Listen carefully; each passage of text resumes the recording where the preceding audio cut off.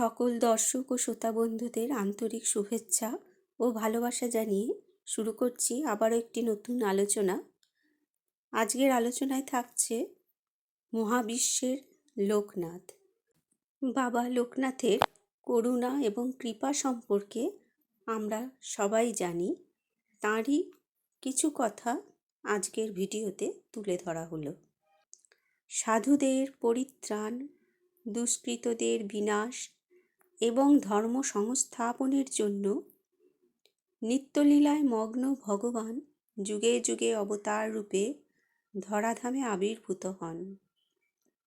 ব্রহ্মলোকের আশ্চর্য জ্যোতির্ময় পুরুষ, কলির ভগবান, ত্রিকালদর্শী মহাপুরুষ শ্রী শ্রী লোকনাথ ব্রহ্মচারী কলির পাপী তাপীদের উদ্ধারের জন্যে 1137 বঙ্গাব্দের 18ই ভাদ্র মঙ্গলবার রোহিণী নক্ষত্রে জন্মাষ্টমীর দিন তৎকালীন যশোহর চাকলার বা বিভাগের কচুয়া গ্রামে, অধুনা বসিরহাটের অন্তর্গত স্বরূপনগরের সন্নিকটে কাঁকড়া কচুয়া গ্রাম, ঘোষাল বংশে পিতা রামকানাই ঘোষাল এবং মাতা কমলা দেবীর ঘরে আবির্ভূত হয়েছিলেন।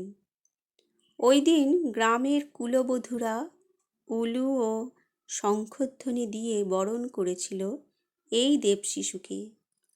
এই আবির্ভাব সময়ের পূর্ববর্তী অত্যাচারী নবাবের কথা বলতে আমরা ভুলে গেছি। নবাবের নাম মুর্শিদ কুলি খাঁ। নবাব মুর্শিদ কুলি খাঁর বাংলা শাসনের সময়কাল 1712 খ্রিস্টাব্দ থেকে 1725 খ্রিস্টাব্দ পর্যন্ত। অত্যাচারী মুসলমান নবাব হিসেবে মুর্শিদ কুলি খাঁ পরিচিত হলেও আসলে ইনি ছিলেন হিন্দু ব্রাহ্মণের সন্তান।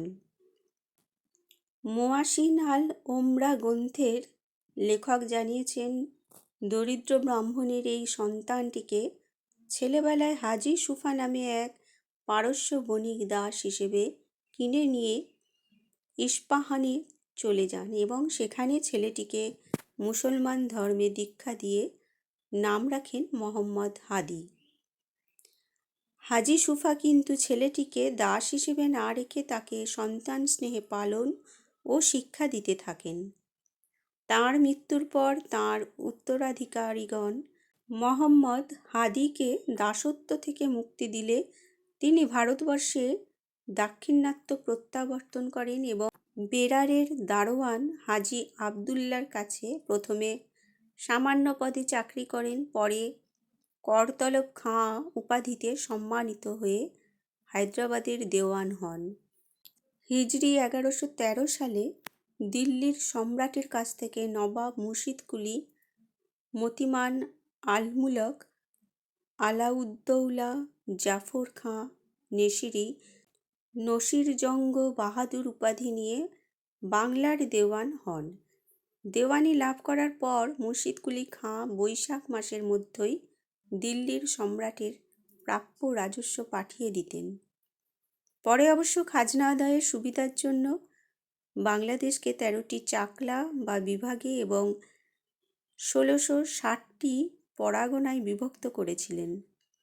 চৈত্র মাসের মধ্যে রাজস্ব সংগ্রহ সম্পূর্ণ করতে তিনি জমিদারদের উপরে অকথ্য অত্যাচার চালাতেন। যেমন বিরাট একটা দুর্গন্ধযুক্ত পদার্থ দিয়ে পুষ্করিণী করা হয়েছিল, যার পাশে গেলেই শ্বাসরোধ হয়ে আসত। রাজস্ব আদায়ের তারিখ পেরিয়ে গেলে তাকে হাতে দড়ি বেঁধে ওই নরকতুল্য পুকুরের মধ্য দিয়ে টেনে নিয়ে যাওয়া হতো। বাংলাদেশে অধিকাংশ জমিদার হিন্দু বলে নবাব ওই পুতিগন্ধময় পুকুরের নাম দিয়েছিলেন বৈকুণ্ঠ। কোনো জমিদারকে ঢিলে পায়জামা পরিয়ে তার মধ্যে জীবন্ত বিড়াল ভরে নিচের দিক বন্ধ করে দেওয়া হতো, মাথা নিচের দিকে ঝুলিয়ে উপরে পা বেঁধে রাখা হতো, হাত পা বেঁধে পদতলে আঘাত করা হতো, গরমের দিনে রোদে দাঁড় করিয়ে রাখা হতো, শীতকালে প্রায় উলঙ্গ করে ঠান্ডা জল গায়ে ঢেলে দেওয়া হতো। ভয়ঙ্কর ও নিষ্ঠুর অত্যাচারে ভীত হয়ে জমিদারগণ সঠিক সময়ে রাজস্ব জমা দেওয়ার জন্য সাধারণ মানুষের উপর শুরু করল অকথ্য অত্যাচার।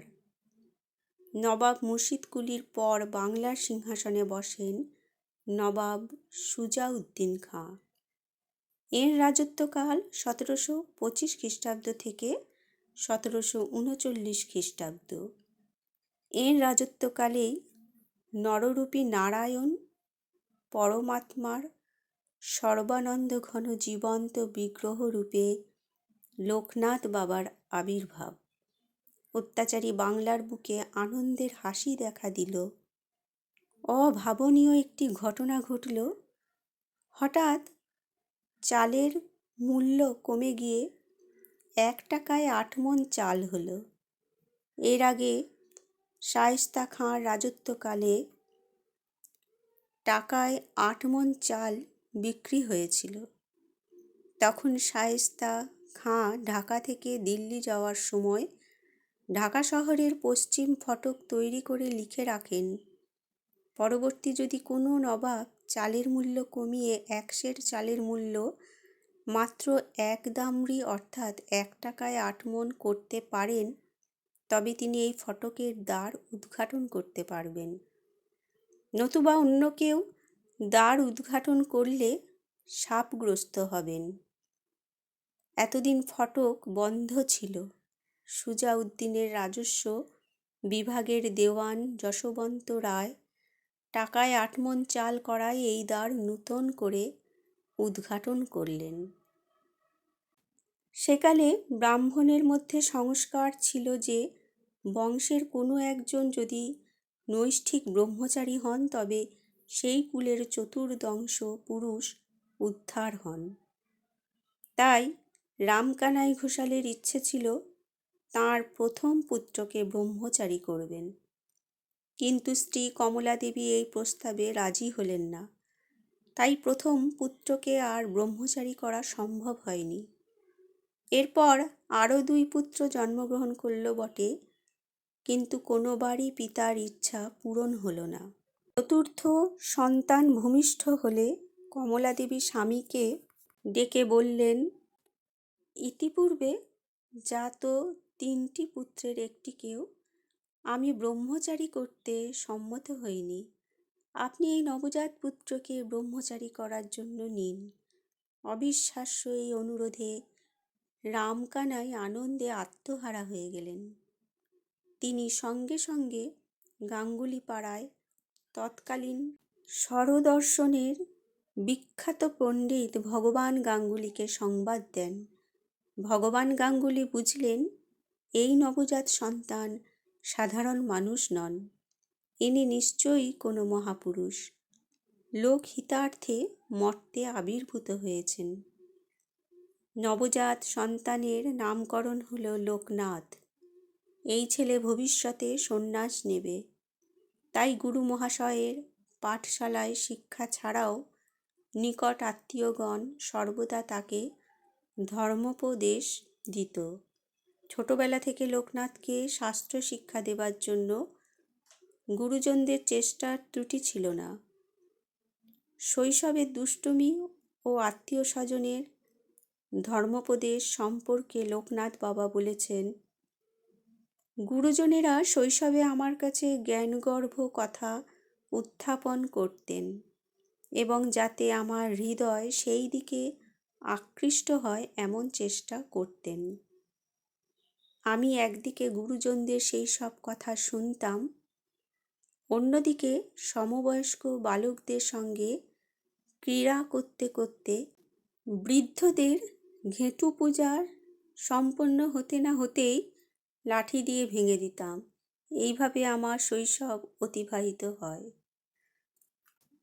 বন্ধুরা, আজকের আলোচনা এ পর্যন্তই। বাবা লোকনাথের কৃপা ও করুণা সম্পর্কিত তাঁর লীলা বিষয়ক আরও আলোচনা পরবর্তী ভিডিওগুলিতে তুলে ধরা হবে।